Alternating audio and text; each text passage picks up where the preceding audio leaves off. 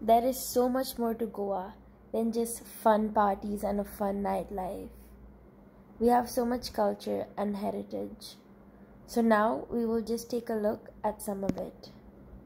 Goa was colonized by the Hindus, Muslims, and Portuguese, the latter leaving the biggest influence here by far, which is clearly evident in Fontenas. Fontenas was founded in the late 18th century by a wealthy Portuguese man named Antonio João de Siqueira. He used this land for coconut plantations, but in the early 1800s, due to the spread of epidemic in Old Goa, the Portuguese government headquarters was shifted to Panjim. As a result, this area transformed into the residential area for Portuguese administrative officers and rulers. And in 1984, UNESCO recognized Fontenas as a heritage zone. A common visual reminder of Portuguese here are the houses and cottages built in colonial architecture and painted in fluorescent and pastel colors.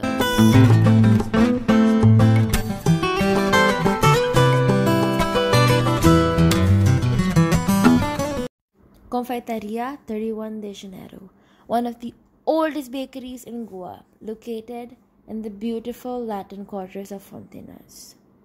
This is a family-run bakery that's a true Instagram delight. It has a vintage vibe and it has its charms. Confeitaria is for everyone who loves the smell of freshly baked bread and cakes. You get to try out different Portuguese as well as local Goan desserts while sitting in the beautiful Latin quarters.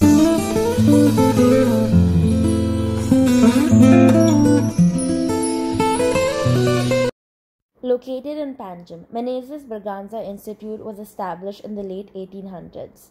It was previously known as the Institute of Vasco da Gama and was started with the intention of focusing on cultural, scientific, and literary fields. After the fall of the Portuguese, the institute was renamed after Luis Menezes Braganza, who campaigned against the Portuguese. The institute now holds cultural activities on a regular basis. The colonial Portuguese barrack-style church was first built in 1541 as a chapel on a hillside overlooking the city of Panjim. It was eventually replaced by a larger church in the 1600s as part of Portuguese Goa's religious expansion.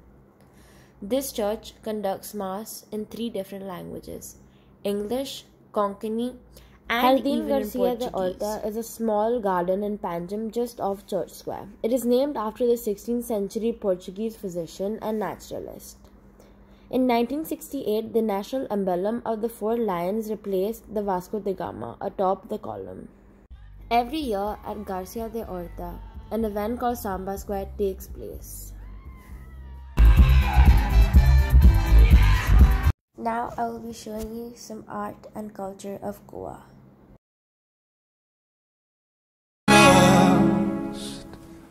I am lost.